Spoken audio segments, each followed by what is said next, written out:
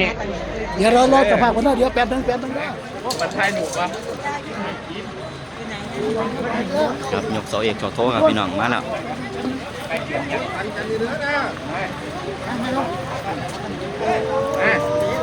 ยกไปเลยครับไปเนี่ยอีกชั้นเลยครับ11,082 บาทสำหรับยอดพี่น้องทีมคณะบูชากับใหม่มงคลและผ่าไล่ถ่าย3 สีกับทุกสิ่งทุกอย่างกับมันนี่เป็นเงินทุนกับในการก่อสร้างต่อไปครับเป็นอ้าวอันนี้เป็นทางสร้างครับเห็นต่อไปพี่น้องขอบคุณพี่น้องบ้านพวงสามโม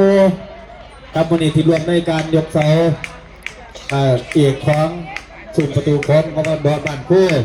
หลังจากนั้นเราห้องกันมาตำรวจบำรุงซอยกันได้พี่น้องเด้อครับเดี๋ยวยิ่งจากห้างกำแพงคำพูดใดอย่างใดกำแพง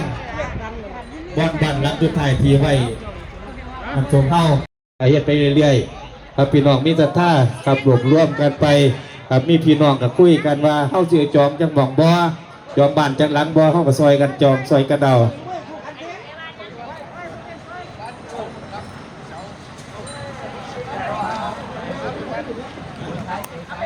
เรียบร้อยแล้วครับ